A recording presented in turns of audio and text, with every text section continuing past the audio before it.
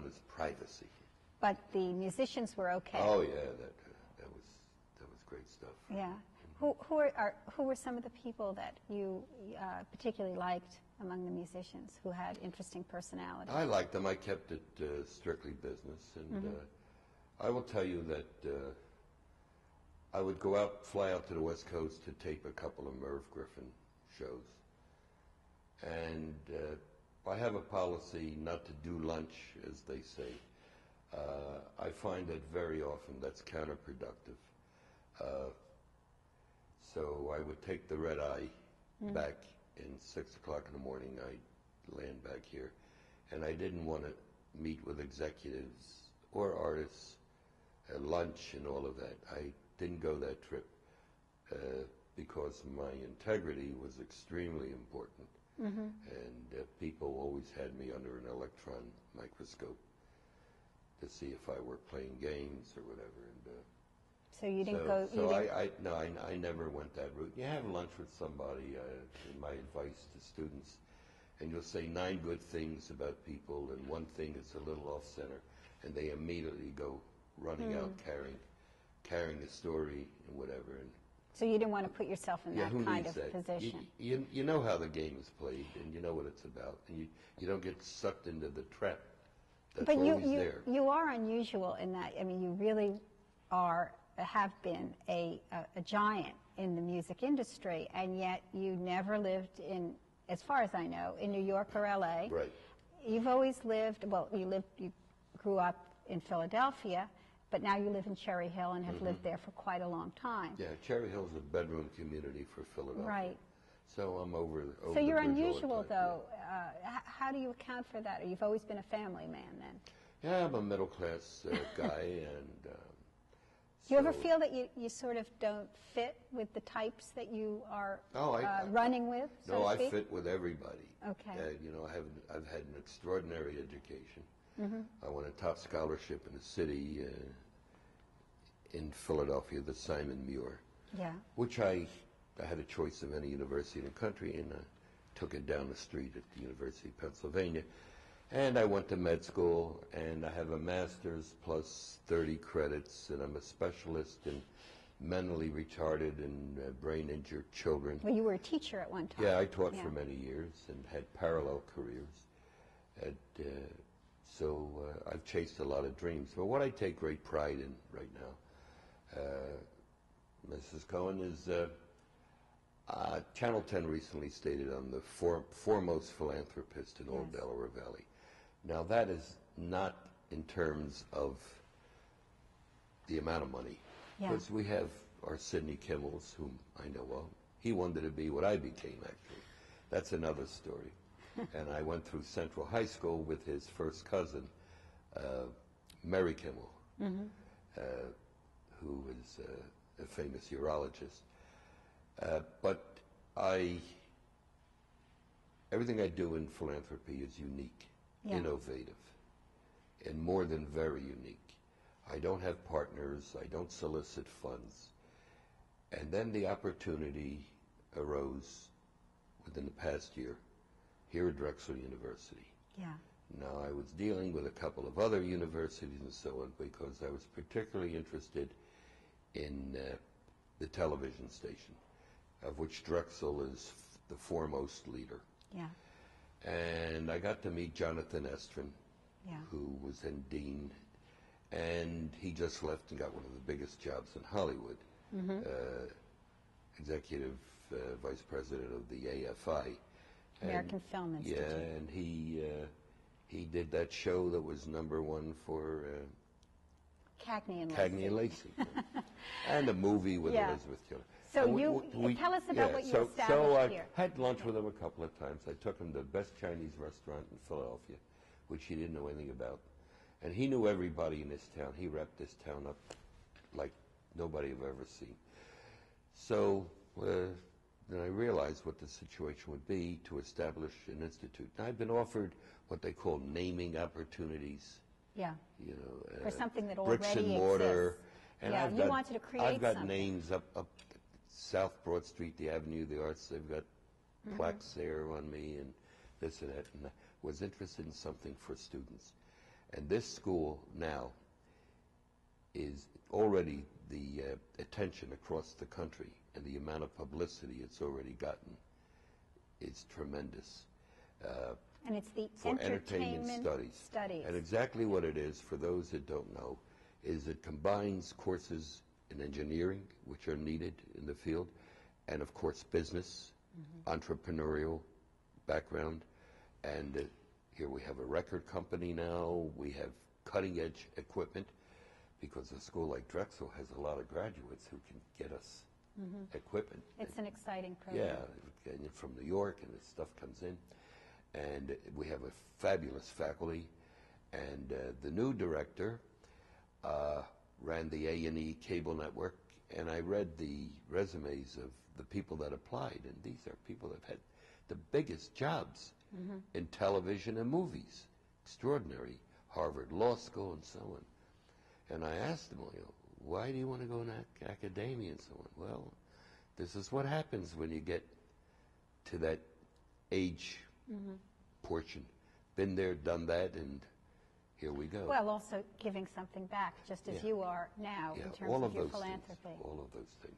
Yeah. So now I'm part of something extremely big, and I can tell you I've been dealing with about 6 universities. You know, I get a full page in the Daily News. This has happened 20 times. It's the NIA, Newspapers and Education, and 200 million copies are sent out across the country, and all the middle and high school students get it in their classroom, and I get a half page in the Sunday Inquirer in the Arts and Entertainment section, and I've just signed up with them for another year, and it'll be in there at least once a month. Yeah. So, well, that's great, and we're really grateful. I want to talk about another initiative, which I think is incredibly unique, very unique, which is what you've done with the Philadelphia Police Force. You have funded bulletproof vests for police dogs. What made you think of this particular area of need? And I mean, you've done a lot for the police force in general, but this strikes me as particularly original. yeah, this is a story, as we say in show business, had legs. And of all the media attention that I've gotten, which is huge, both nationally and especially in this area, this is the one that people remember. Yeah. And I'm not surprised that you would bring it up. And here again, I was watching 2020, or prime time, and heard a story, and I seen my opportunity on the story, and I took it, which is simply that a police dog was killed, canine, in North Jersey, and it got a regular funeral, as if it were a police officer, the dog, and was shot. So I found out that they had just begun manufacturing bulletproof vests for dogs. Are you a dog lover, by the way? Oh, you of course, yes. You own dogs? But I did it for all of Montgomery County, all of their dogs. And I've also sent many of the police officers of Philadelphia and Montgomery County and Camden County. I send them to school criminal justice courses. And in fact, I've just received an acceptance of an invitation I gave to Taki, Dr. Papadakis. He's just accepted. I'm bringing him to an affair with the Citizens Crime Commission. You know, that's the tip line, Channel 6, and it's the communication link between the business community and the police Chamber of Commerce. And he's accepted, and he'll be coming with his attorney. And then I'll have another big affair to invite him to, again, with the world of law enforcement. So you have a particular interest in law enforcement? Very much so. I'm very closely connected with the FBI and their previous heads, and also the fire department. I put in smoke detectors and lithium batteries for various sections of Philadelphia where the death rate and fire rate is particularly high, such as lower North Philadelphia. And so, and this could go on and on and on. I understand. Well, I think it's interesting that you began your career as a teacher, then you went into business, were enormously successful, and now you are involved in philanthropy, and there's a kind of a full circle there. Obviously, you're very interested in giving back.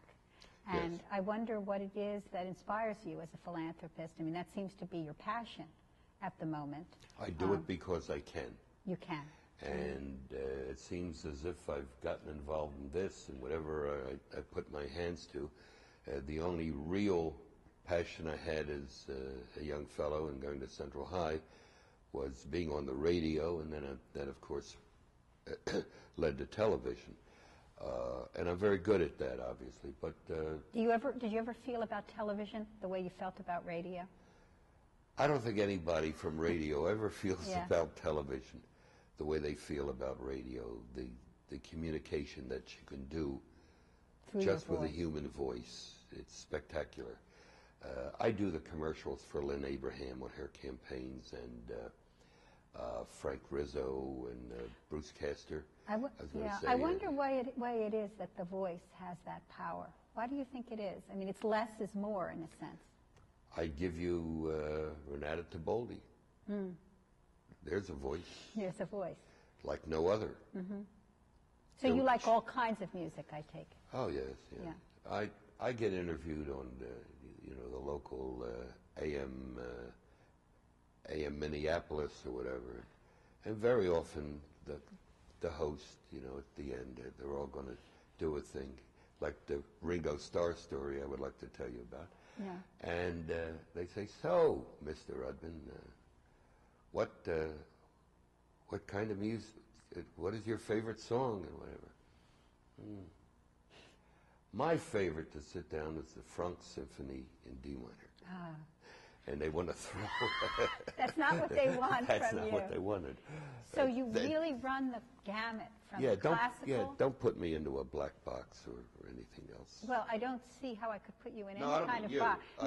Or I'm anyone. You seem to a be generic you. Yeah, but you have a tremendous range of interest, and you've always has this always been the case that your mind is sort of going in a lot of different Well, as places? I said, when you go to Central High School in Philadelphia, I don't know how much you know about it. I know that it is a great high school. Unbelievable. Yeah. It's unbelievable.